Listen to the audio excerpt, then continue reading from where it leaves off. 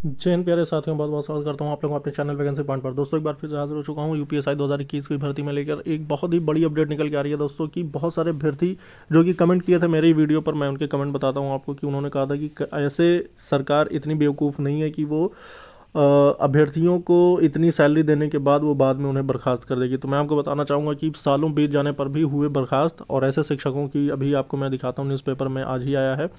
तो आपको पता है कि सरकार जिस तरह से नज़रअंदाज करी, अभी भी अभ्यर्थियों की वो पुकार नहीं सुन रही है, और अभ्यर्थियों की इतनी कोशिश की, उन्होंने कोर्ट में भी कई रिट दाखिल कर रखी हैं कि इसके धांधली को लेकर बहुत सारे साक्ष्यों को प्रस्तुत भी किया है। हाँ, ये बात अलग है कि कोर्ट साक्ष्यों के आधार पर ही निर्णय करेगी।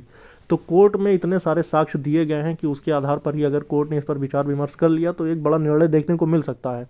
लेकिन बात यह है कि जिस तरह से यूपीएससी भर्ती में धांधली हुई थी, जो कि हर जगह शोर है ये पूरे भारत में। आखिर आपने देखा कि जब ट्विटर कैंपेन चला गया था तो वो ट्रेंडिंग वन पे आ गया था, वन ट्रेंड पे आ गया था।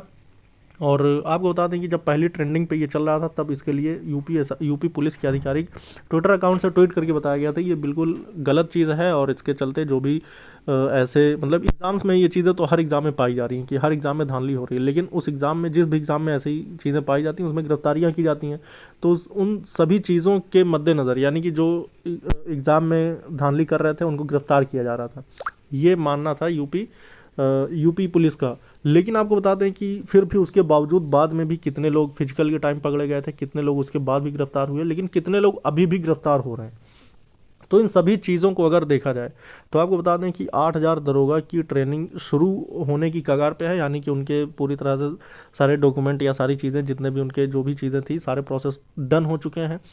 लेकिन आपको बता दें कि टोटल वैकेंसी 9,534 पदों की थी। अब उसके बाद इनकी जो ट्रेनिंग शुरू होने जा रही है, तो इसके अकॉर्डिंग अगर मैं बात करूं तो क्या अब धांधली का मुद्दा ख़त्म हो गया? जो भी अभ्यर्थी ऐसा सोच रहे हैं कि धांधली क्या मतलब कि अब कोई भी ऑप्शन नहीं बचा रह गया, तो मैं आपको बता दूं कि 13 फरवरी को कोर्ट की रेट लगी, मतलब कोर्ट का की सुनवाई थी, लेकिन ये हियरिंग हो नहीं पाई, और ये लिस्ट टू में इसकी जो सीरियल नंबर था ये लिस्ट टू में वो हो गया। लेकिन ये जल्द ही सुनवाई होगी। उसके बाद अगर इस पर कोई बहस हुई तो आप ये मान लीजिए कि जिस दिन भी इस पर बहस होगी तो आपको देखने को मिलेगा कि इस पर भर्ती बोर्ड भी जवाब देने के लिए वो साक्ष्य प्रस्तुत नहीं कर पाएगा जो अभ्यर्थियों ने प्रस्तुत किया है।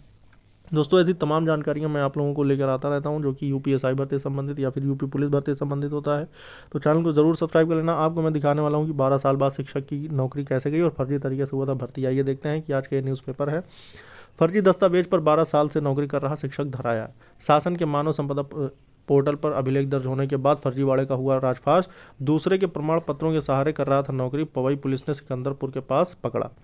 दोस्तों ये खबर है दरअसल अंबेडकर नगर के जहांगीरगंज क्षेत्र में परमेश्वरपुर गांव निवासी विपिन मिश्र पर फर्जी डिग्री के आधार पर पवई ब्लॉक के हमीरपुर प्राथमिक विद्यालय में रवि शेखर के नाम से नौकरी कर रहा था। उसका फर्जीवाड़ा पकड़ में आने पर बीओ पूजा पाठक ने 6 अप्रैल 2021 को आरोपी रवि शेखर मिश्र निवासी संत कबीर नगर के विरुद्ध रिपोर्ट दर्ज कराई। पुलिस की जांच में आरोपित रवि शेखर मिश्र का नाम पता गलत पाया गया। आरोपित का नाम विपिन मिश्र पुत्र रमेश चंद्र मिश्र निवासी परमेश्वरपुर थाना जहांगीरगंज जनपद अम्बेडकर नगर में पाया गया। पवई थाना अध्यक्ष शिव कुमार मिश्र ने गुरुवार को आरोपी को सिकंदरपुर तिराहे से गिरफ्तार कर लिया। वो प्राथमिक विद्यालय हमीरपुर में 18 अगस्त 2010 को तैनात हुआ था। वह 2015 में इसी विद्यालय में प्रधानाध्यापक भी रहा।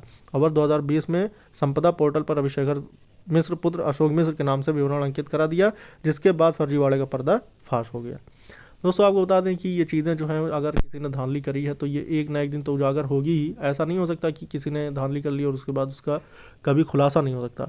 लेकिन जो अभ्यर्थी ईमानदारी से परीक्षा दे रहे हैं, ईमानदारी से पढ़ रहे हैं, अगर उनका सिलेक्शन नहीं होता बल्कि एक फर्जीवाड़ा करके जो सेलेक्ट हो जाते हैं पैसे देकर या अन्य तरीके से, तो ऐसे लोगों का कैरियर जो है वो बहुत दिन तक नहीं संभलने वाला और बहुत दिन तक नहीं चलने वाला। ये दौर बदलेगा, यानी कि ये वक्त उनका बदलेगा, और उसके बाद ईमानदारी और सच्चाई की ही हमेशा विजय होती है। अंत में वही होगा जो कि सच होगा।